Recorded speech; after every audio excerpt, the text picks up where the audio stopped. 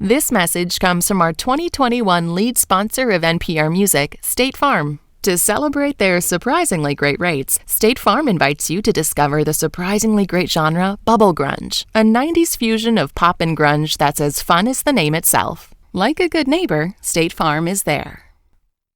Hi there, I'm Felix Contreras, host of NPR Music's Alt Latino podcast. Every fall, many people around the country celebrate Latino Heritage Month. And while we like to say every month is a Heritage Month in our program, we still like to do something extra special. Intrigued? Listen and subscribe to Alt Latino from NPR and join the fun. From NPR Music, it is an All Songs Considered bonus interview. I'm Stephen Thompson. On October 5th at the ACL Music Festival in Austin, I sat on a stage and interviewed Billie Eilish in front of Lord knows how many of her vocal and passionate fans. Now, just in case you don't know Billie Eilish, she is a 17-year-old pop phenomenon, one of the year's breakout stars. Her first album, which she recorded with her brother Phineas at their house, is called When We All Fall Asleep, Where Do We Go? It's a worldwide bestseller, and her song Bad Guy is one of 2019's biggest hits. Just a few hours before performing in front of a massive festival audience, Billie Eilish sat down for a lighthearted and far-ranging interview about the ride she's been on. And just so you know, at the end of our discussion, she actually got up and waded into the crowd from the stage, doling out hugs to as many people as she could. So I hope you can feel that love. Here's Billie Eilish at the ACL Music Festival on All Songs Considered from NPR Music. Hello. It is such a pleasure to have you here. Thanks so much for talking to us. Of course, my pleasure. So I wanted to start at the beginning. This started in a bedroom at your house years ago with a song called Ocean Eyes. Yes. So, did the process of finding that kind of success with something you did by yourself, did that affect the way you made your art going forward? Not at all. Because I think, making Ocean Eyes, we didn't really have a goal, and we also definitely didn't expect anything out of it, so I think that worked for us, and I think we kind of took that and we're like, damn, I guess we should keep doing that and not expect anything. So even the music I make now, for instance, Bad Guy, I thought everyone would hate that song, to be honest with you. So basically, I'm just at a point, and even then it's just the thing that's worked is to just make what I wanted to make and expect nothing, pretty much. But did it mean, because you also were able, it seems to bypass a certain amount of star-making BS, kind of machinery from a label where it's here's how we want you to dress, here's how we want you to perform. Do you feel like you were able to kind of do an end run because you found that success on your own? I think it helped, definitely, but I think it was mainly just my strong will. I've always been the kind of person that if I wanted to do something, I was going to do it, and if I didn't, I wasn't going to. And who saw my brother just now, by the way? Did anyone see it? Amazing. Incredible. Do you dream of affecting the music industry beyond your own music?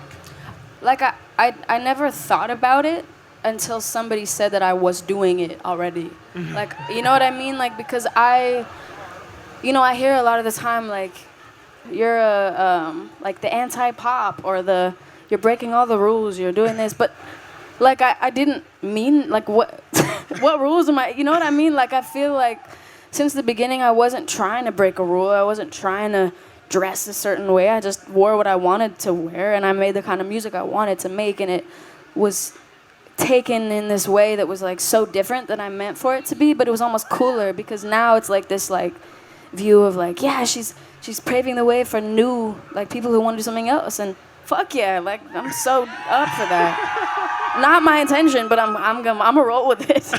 It seems like it's working out okay. Yes, it is working out okay.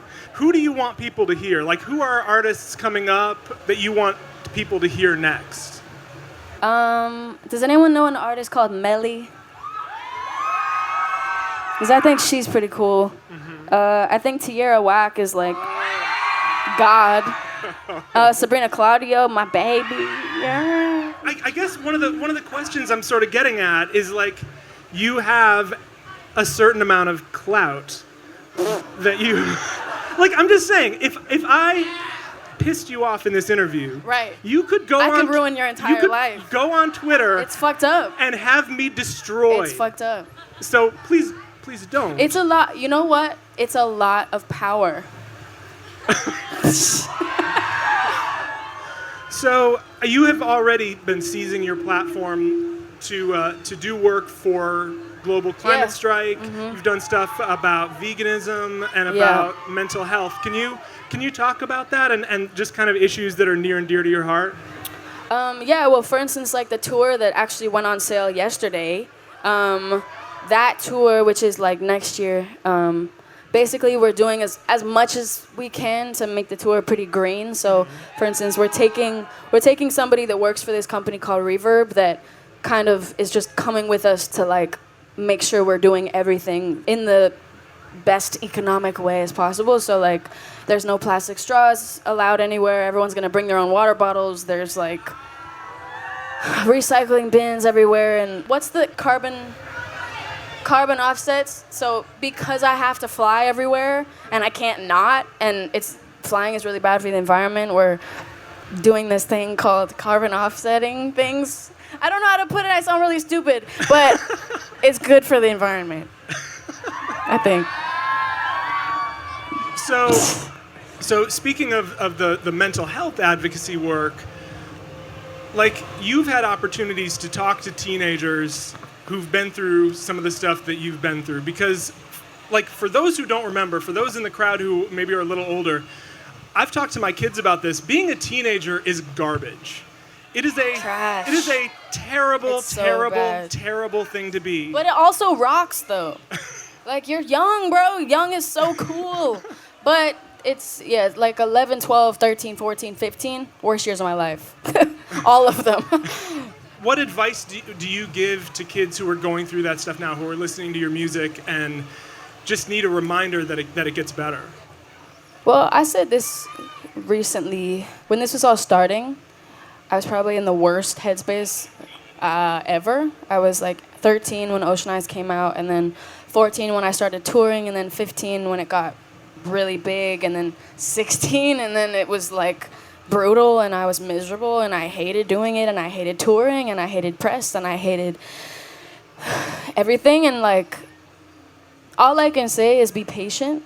And it wasn't really my surroundings. It was my surroundings, but it was also my brain. I wasn't in a place where I was okay. I was actually doing really bad, and I was at a point where I felt like there wasn't any point to anything. And if I'm honest with you, it was like, when I think back to it, it was really bad. It was really bad. And I just was patient with myself, and I let myself have time, and I let myself just breathe, and eventually, meaning 2 months ago, I am happy again. And I don't know, just like don't give up on yourself. And I know that's like corny, but like for real, even if you do give up on yourself, don't. Just be like, I'm gonna go to sleep, I'm gonna eat some food, just like do something else. Just be patient, you'll be fine eventually, I promise you. You will. Very, very, very good advice. So let's talk about your brain for a second. My brain. Your brain. You're synesthetic. Like your senses blend together. So like when you hear music or play music, you are seeing colors. You're experiencing. Synesthesia. Synesthesia. Yeah. What? Can you talk about how that has affected the art that you make, or is it just that you're so used to it because that's how your brain works that you don't even know the difference? I don't even realize it. For those you don't know, there's a thing called synesthesia, which is basically associating one thing with another. For instance, the number 2. For me, the number 2 has a color, it has a shape, it has a smell, it's really weird. So like, for instance, when I make a song, or I put out a song, or I perform a song, or I just think of any song, like every song that I like has a color and a number and a shape. Every person I know has a number and a shape and a color and a like whatever, and it kind of just ties into everything, and I don't really think about it. Like days of the week have shapes and numbers and colors and smells. It's weird. I don't know if it really is interesting. Like, I feel like it's boring that I'm talking about it. I think to people who don't think like that, like I'm sitting there thinking that would be so weird, that would be so interesting, but I guess It's super. I mean, it feels like nothing. yeah. Talking about the colors and everything, that comes into play a lot in your videos. Yeah. I think your videos have this really, really striking visual aesthetic that I think sets them apart from a lot of other videos like them. You draw. Yeah. You have all this relationship with color. Do you dream of making movies? Do you dream of being an animator? Like what sort of art do you envision yourself making beyond music and kind of within music? I used to be really interested in directing. So like when I was little, I think that's why I care so much about videos. The visual aspect is so important to me. It's like probably my favorite part of everything I do. It's the part I feel like I wouldn't say I work the hardest on it, but I do. Like, I work really hard on everything I do, the music I make, my live performance, everything. But the videos, it's like, I'm hustling. So, I don't know, since I was little, I've loved videos. It's always something that, it's like I found a lot of my favorite artists from their videos. I used to watch videos with the sound off, just so I could watch the visual and not pay attention to how bad the song was or how good it was. And I found some of my favorite songs, some of my favorite artists that way, and I don't know, it's something that's really important to me that, but the thing is, like, with directing, I direct most of my videos. Like, the last one, I co-directed. The one before that, I fully directed. I edited Bad Guy. I don't know, I try to be as involved as I possibly can, because it's something I really care about. I mean, that's everything in my career, pretty much. Like, every part of my job, I care a lot about and want to do it myself, and I have a lot of people helping me, but, yeah, I want to do a lot of shit in the future. Yeah, I mean, I had that reaction watching your videos. Like, she directed this, I would watch a movie that this director made. And a lot of movie directors, I know this is not exactly a hard-hitting question, but like a lot of movie directors got their start directing videos. Right. And that does seem like a natural extension of what right. of what you're No, doing. I would love to direct a movie one day, for sure. For sure. So I wanted to talk about Phineas. Yeah. Some of us just saw Phineas perform across that field. What is the experience like working with your big brother? I mean, he's been obviously with you your whole life, but like you've been artistically linked for so long. We're like best friends, have been since we were little. I don't know what to say. He's my best friend, and he's like the most talented songwriter I've ever met in my life, and I've met a lot of them and a lot of big deal songwriters, and he's better than all of them. And I'm genuinely saying that has nothing to do with the fact that he's my brother. He's like honestly unbelievably talented. It's fucking annoying.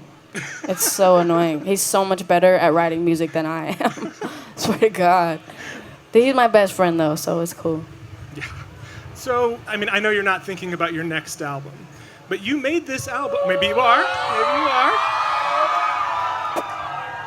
I mean, you're going to be touring this album for all next year. Yeah. So you're not necessarily going to have time time to make the next record. Do you envision yourself making your next album at home No, I don't have time, homeboy. It'll definitely be on the road.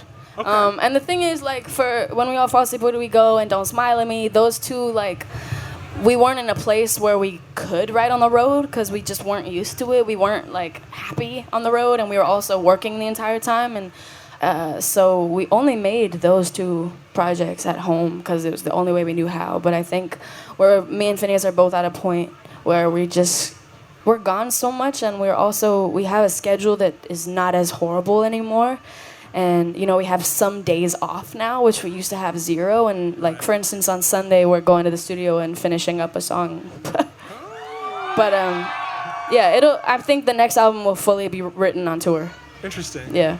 So, among the records that you've set this year, the song Bad Guy had the longest ever run of any song at number 2 on the Billboard chart. Yeah. For like week after week after week, it was like, will Billie Eilish finally hit number 1? Because Hilarious. Old Town Road was number 1 for 17 damn weeks. Yeah.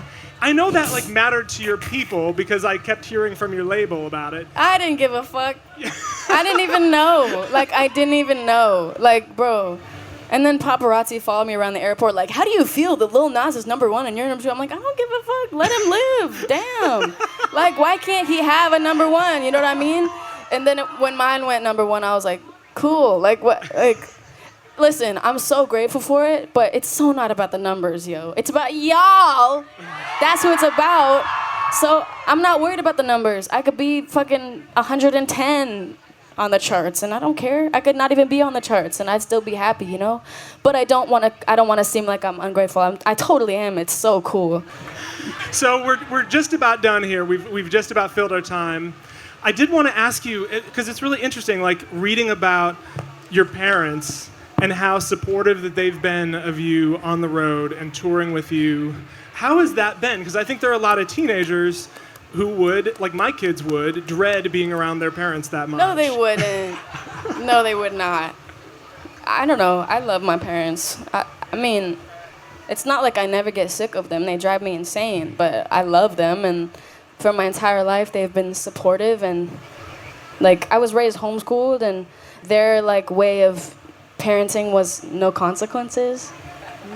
Actually, I didn't get punishments. I never was grounded. I never like couldn't go out. They never wouldn't let me be friends with someone. They were very supportive of me, and they were also like really good parents. And I know sometimes hearing that parents don't give you consequences for things or don't do it, you never learn. But I fully learned, and I knew what was right and what was wrong. And I like never did drugs. I never smoked. I never like had alcohol. So I did pretty good as a kid. Like, you know, you don't have to force your kids to do shit all the time. I didn't go to school. Like, look where I'm at now. Well, but if you want to go to school, then go to school. That's the thing. If you actually care about school, then go.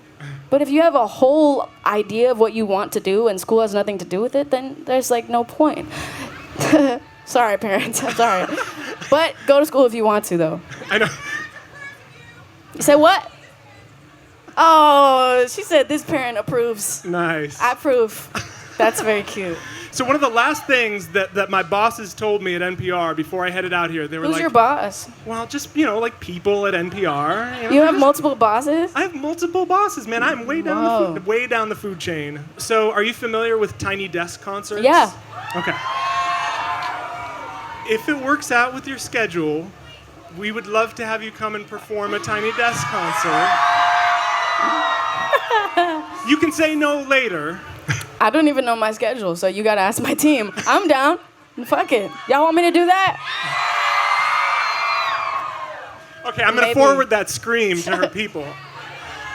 Billie Eilish, thank you so much. Thank you for having me. It's such a joy to sit down with you. You too. Thank you guys for waiting in this hotness. You have what? Can you have a hug? Yes, you can. Of course you can.